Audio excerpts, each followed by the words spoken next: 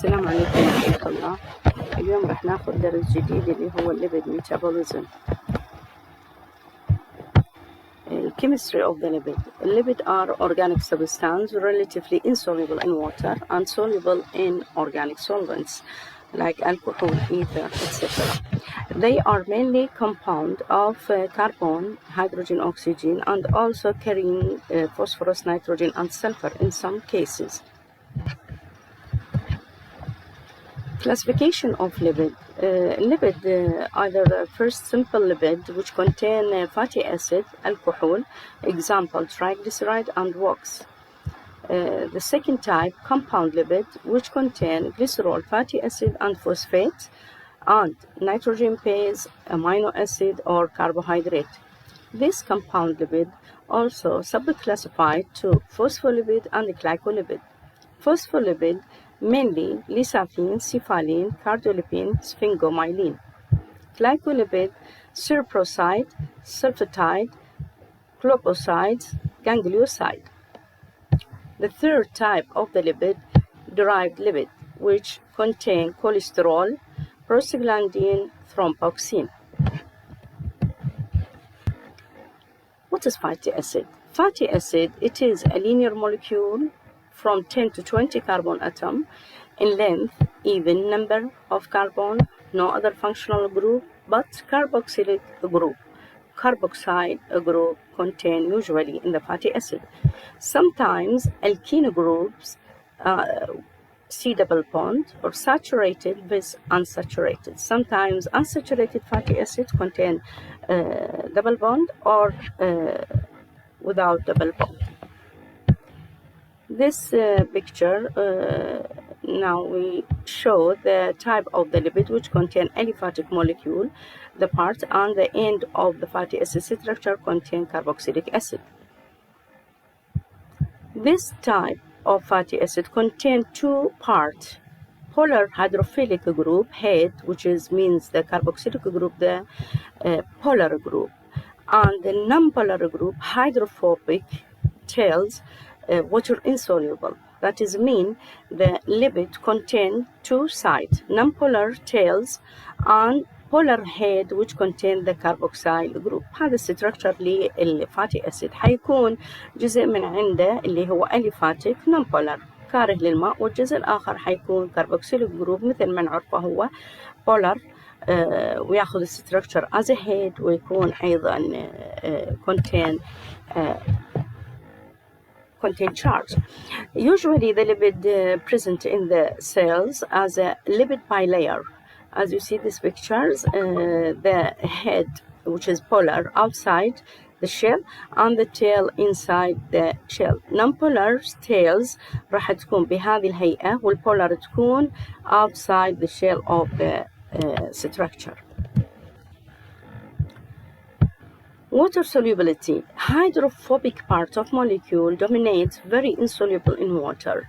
Form a micelle in water. Usually احنا مثل ما نعرف الدهون ما تذوب بالماء وتكون على شكل قطيرات ترتب بهذه الصورة، وتكون الجزء الهيدروفيليك اللي هو الكربوكسيل جروب outside the droplets or the micelle، والهيدروفوبيك تكون مرتبة على شكل micelle بهذه الهيئة. Fatty acid. What is the definition of fatty acid? Fatty acid are monocarboxylic acid with a hydrocarbon side chain. احنا قلنا structure مالها جزء منه aliphatic hydrocarbon والجزء الثاني راح يكون carboxylic acid، فهذا أبسط definition بالنسبة للfatty acid. They are simplest form of the lipid. Classification of fatty acid. We can classify the fatty acid as depending on the nature of the hydrocarbon chain, maybe saturated fatty acid or unsaturated. Saturated fatty acid don't contain double bond، تكون مشبعة ما تحتاج يعني ما بيها أواصر مزدوجة in their hydrocarbon chain. For example, palmitic acid.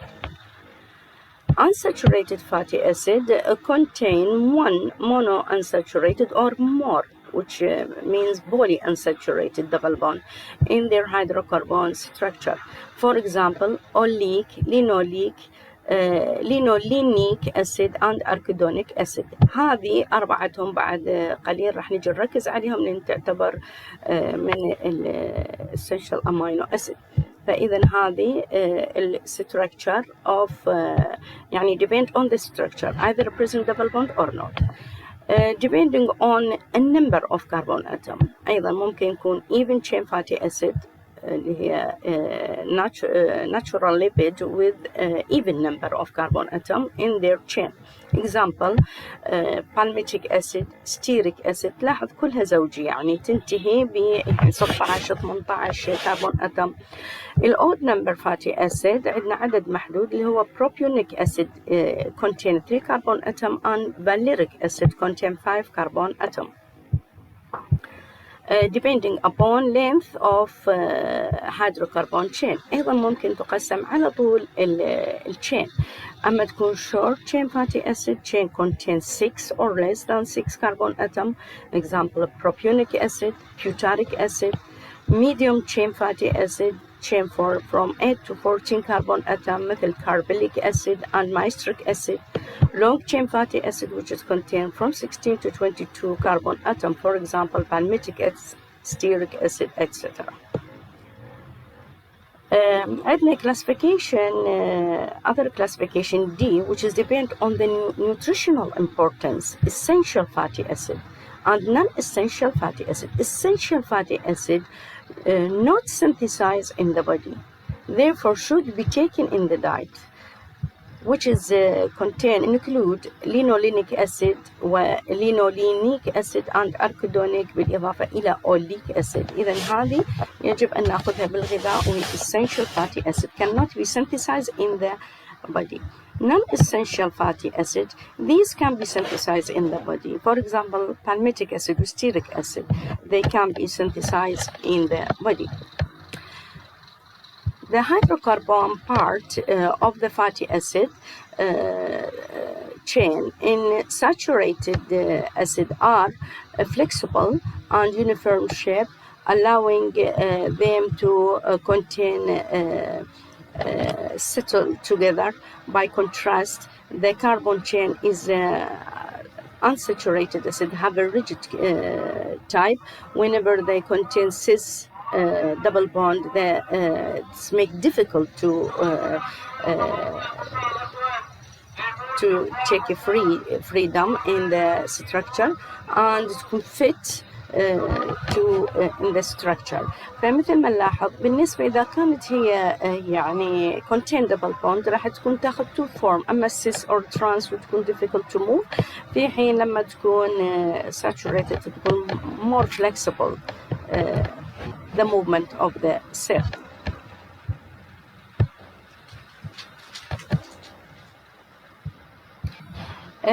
للإطلاع هنا عندنا هذا الجدول ال important fatty acid اللي موجودة. احنا قلنا قبل شوية أما تكون saturated أو تكون unsaturated mono or poly. أكثرها شيوعا يعني هنا مثل ما تلاحظ الجدول أمامك mystric, palmitic, stearic, arachidonic acid. أكثر شيء متداول راح نركز عليه هو البالميتيك acid which contains 16 carbon atom and arachidonic which is قبل شوية قلنا essential fatty acid. وأيضا إذا تلاحظ كل التركيب مالها هي aliphatic part and carboxylic part اللي قلنا tail والhead. هو هذا structure in general of fatty acid. طبعا هذا مو للحفظ فقط للإطلاع. قلنا قبل شوية تعبير جدا مهم اللي هو essential fatty acid should be supplied in the diet. Chemically, they are polyunsaturated fatty acid. Biochemical basis for essential fatty acid, linoleic and linolenic acid are essential fatty acid in human. ليش يعني essential should be taken in the food لأن human cannot be synthesized like in the enzyme that can be introduced the double bond in the structure of these fatty acid. The function of these essential fatty acid ليش هي ضرورية أهميتها الفانكشن مالها it is required for the following steps. Number one, membrane structure and functioning. إذن هي مهمة جدا لأنه تدخل في بناء membrane structure. Transport of cholesterol, formation of lipoprotein, synthesis of eicosanoid, prostaglandin, thromboxane, leukotriene, protective effect against fatty liver. إذن هي عندها several function تدخل في بناء الممبرين، ترانسبورت لجزيئات مهمة من الكوليسترول، تدخل في تكوين اللايبوبروتين، أيضا سنتسز إلى مركبات إيكوسينويد مهمة جدا بالجسم اللي هي البروستاجلاندين، الثرومبوكسين، الليكوتراين، وبالإضافة إلى أنه protective against fatty liver. The of these essential fatty acids results in very problem, for example, hair loss and poor wound healing and more than this. essential fatty acid قلنا قبل شوية نركز عليها شنو هي اللينوليك أسيد واللينولينيك أسيد أركيدونيك أسيد بالإضافة إلى أوليك أسيد، 4 essential fatty acid. Trans fatty acid, they are found in partially hydrogenated vegetable oil and increase the risk of atherosclerosis and cancer. Omega-6 fatty acid contain linoleic and arachidonic acid. Omega-3 fatty acid contain linolenic acid and high level of omega-6 fatty acid and low level of omega-3. يفضل يعني ناخذها مثل ما قلنا لأنه cannot be synthesized and deficiency مالها can lead to atherosclerosis and cancer. أخذنا هسه simple structure اللي هو fatty acid. ناخذ مركب جدا مهم آخر اللي هو triglyceride يمتاز إنه يتكون من جزء أساسي اللي هو الجليسرول. الجليسرول هو الكحول مثل ما تلاحظ الستركتشر أمامك، هذا الستركتشر أوف ثلاثي ذرات الكربون يحتوي على 3 مجاميع هيدروكسيد في كل ذرة. هذا يكون يتفاعل مع 3 جزيئات من الفاتي أسيد فتنطيني الموليكيول اللي هي ترايغليسرايد. إذا attachment بين الكربوكسيليك جروب والهيدروكسيليك جروب تصير أستر لينكج مثل ما تلاحظ تكون لي هذه الموليكيول. شوف إيش عاد شنو أكو ستركتشر عندنا من الفاتي أسيد هنا من الأليفاتيك بارت حيدخل في الستركتشر of triglyceride. Simply you should keep in your mind إنه الترايغليسرايد تتكون من جليسرول و3 فاتي أسيد حتدخل أستر لينكج وتكون لي التركيب هذه الجزيئة المهمة. Review of chemical reaction of triglyceride. Triglyceride مثل ما نعرف ممكن يذهب تفاعلات مختلفة، ممكن يتحلل بالماء ويرجع للجليسرول فاتي أسيد، ممكن يتحلل بالمحيط القاعدي وينطيني أيضا جليسرول فاتي أسيد. إذا ممكن تدخل تفاعلات الهيدروجين تنطيني more saturated triglyceride. الترايغليسرايد fat and oil. الجليسرول قلنا و3 fatty acid connected by ester bond. The following diagram may help you to remember the component of triglyceride. حتى تبقى بالك تتخيل هذا العمود هو triglyceride 3 جزيئات من الأحماض الدهنية ارتبطت بها بواسطة أسرة اللي هي قلنا ester linkage وانطتني structure of triglyceride. Another part of the lipid اللي هي wax. مثل ما تلاحظ الواكس long chain fatty acid تتكون مثل long chain الكحول ترتبط مع بعض وتنطيني الواكس compound. الامبورتنت فات اللي موجودة بالجسم نسميها الفوسفوليبيد. الفوسفوليبيد من اسمها إذا نتوقع موجود فيها فوسفورس. الفوسفوليبيد are lipid containing phosphoric acid, fatty acid, الكحول بالإضافة إلى النيتروجين بيز. They contain both polar and non-polar group and are called amphipathic lipid يعني مثل الأمفوتيري عندها صفات polarity and non-polar. الكلاسيفيكيشن of phospholipid قلنا الامبورتد موليكيول في جزيئات المكونة للدهون. for example ناخذ الكلاسيفيكيشن glycerol phospholipid. glycerol phospholipid contain من اسم نتوقع شنو glycerol and الكحول. Number 1 important phospholipid ليساثين جليسرول، سيفالين جليسرول، بلازموجين الكحول أيضا تكون contain جليسرول. فالليساثين جليسرول لازم ندقق هنا على الستركتشر مالها من شنو تحتوي جليسرول اللي هو ليساثين فاتي أسيد فوسفوريك أسيد مثل ما قلنا، كولين، القاعدة هنا نيتروجين بيز بها موجودة كولين، تعتبر membrane component, nerve transmission, source of choline in the body and methyl group. السيفالين أيضا من اسمها إيش نتوقع موجود بها؟ جليسرول، فاتي أسيد، فوسفوريك أسيد. القاعدة هنا تختلف عن الليساثين، تكون إيثانول أمين. هذه أيضا مهمة بالستركتشر component of membrane. بلازموجين تكون الكحوليك بارت، فاتي أسيد، فوسفوريك أسيد، هذه ثابتة بكل الفوسفوليبيد مثل ما تلاحظ، فاتي أسيد، فوسفوريك أسيد، نيتروجين بيز وجليسرول. Structural component of the membrane in the brain and muscles. إذا لو نجي نقول حتى يبقى ببالنا الستركتشر، الفوسفوغليسرايد ايش تحتوي؟ تحتوي على كل الأنواع راح تحتوي على جليسرول، وتحتوي على فاتي أسيد. الفاتي أسيد الأخيرة أو الثالثة راح تكون يعني مرتبطة بها فوسفيت والكحول، فوسفيت وكولين، مثلا فوسفيت وإيثانول أمين في حالة الليساثين والسيفالين. عندنا أيضا نوع نسميه فوسفوتايديك أسيد، هذا شنو؟ أيضا يحتوي على الجليسرول وآثر استرلينكج، ويحتوي على مجموعة الفوسفات فقط بالإضافة إلى الجزء الأليفاتي.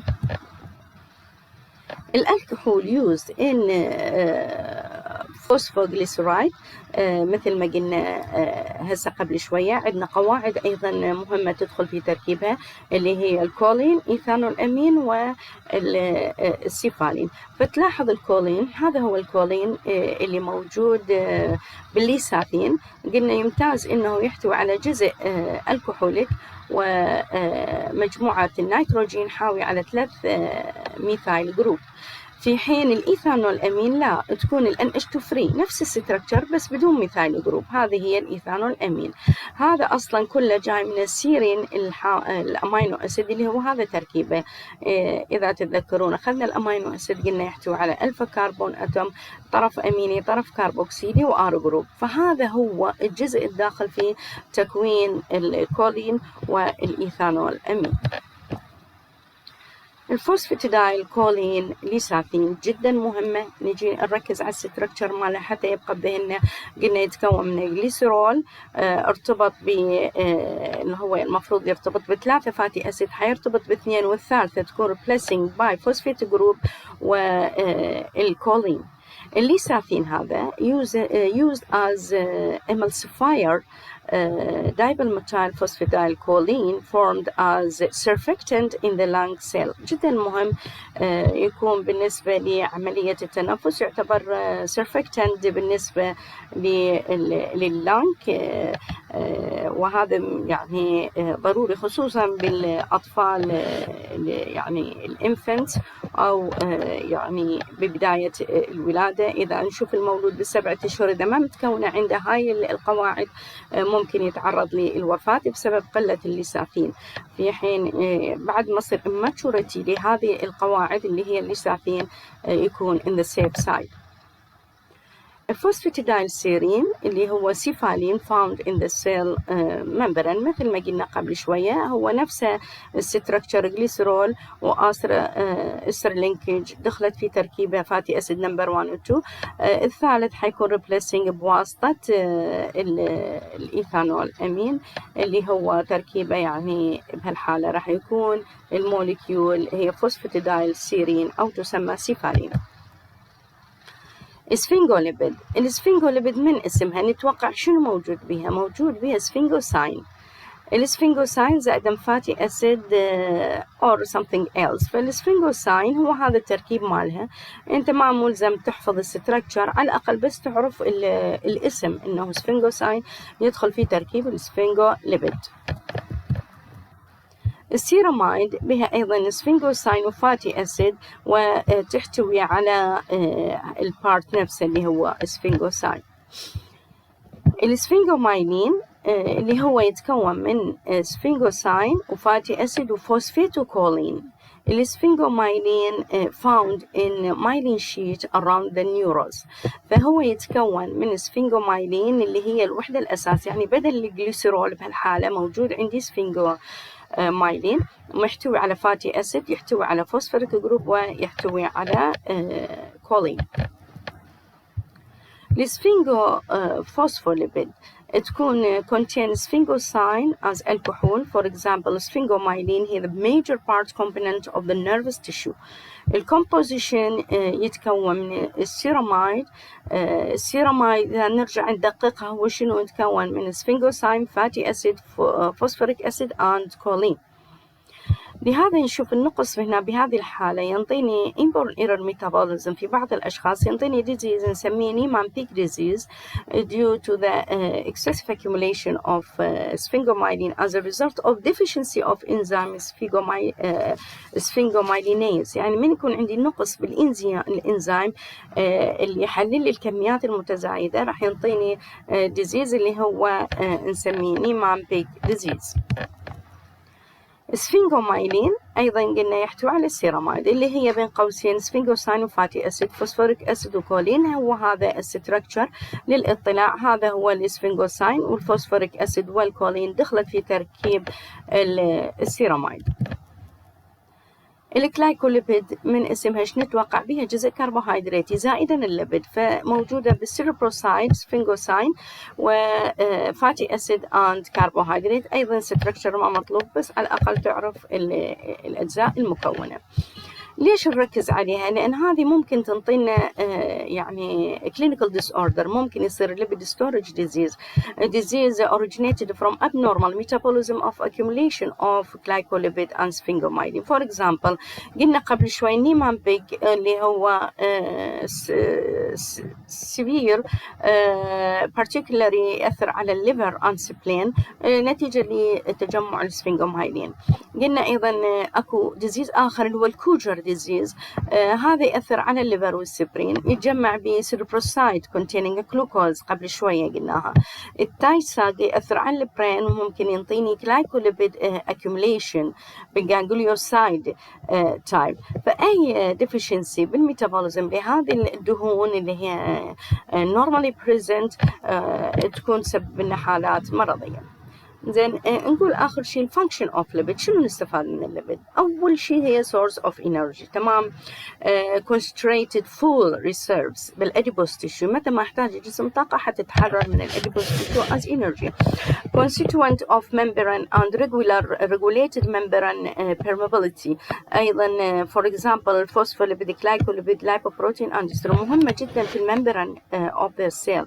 موجودة بالممبران، تذكرون قلنا احنا بيها الهيد يكون polar، فيساعد على الاتاتشمنت هذا ويا الاوتسايد اوف ذا ممبران، واذا يسهل دخولها الى inside the يعني inside the cells.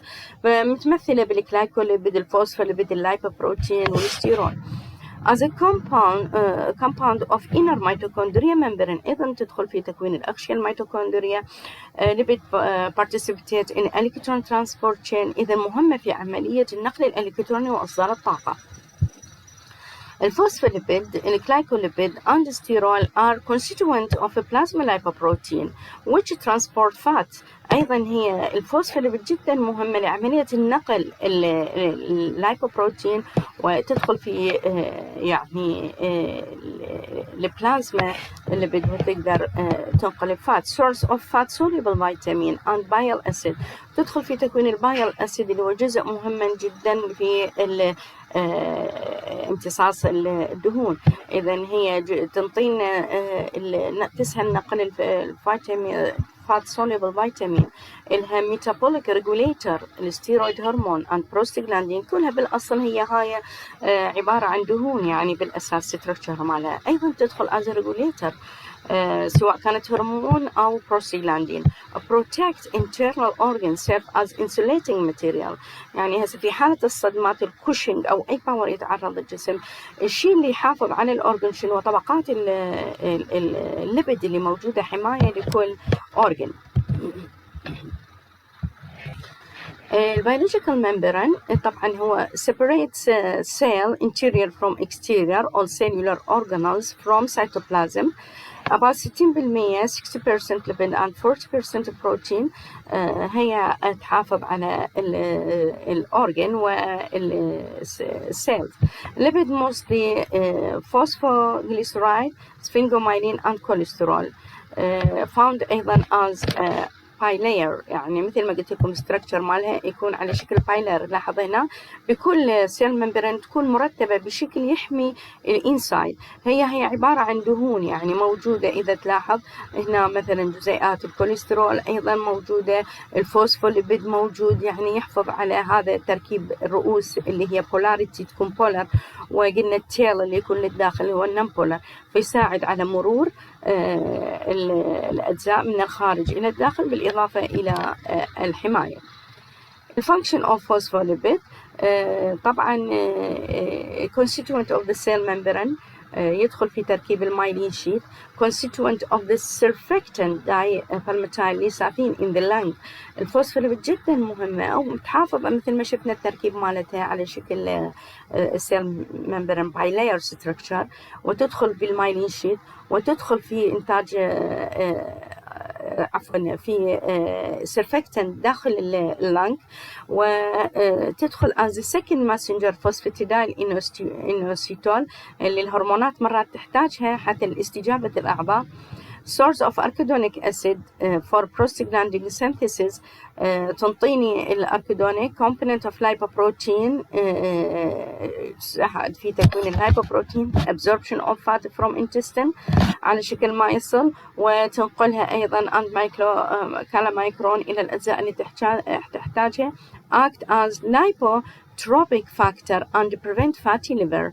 أيضا ممكن نعتبرها تخلصني من تراكم الشحوم اللي موجودة على الليفر في حالة تشمع الكبد، وتحافظ عليه لأن هي لايبوتروبيك، ممكن تحله وتخلصنا من مشكلته.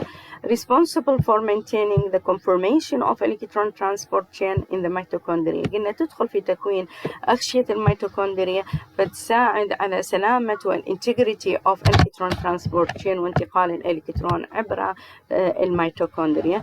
أيضا من ضمن الفانكشن مالها مثل ما تلاحظ هذا الستركتشر هو الفوسفوليبيد، هذا البايلاير، فالبولاريتي مالها تفيدنا.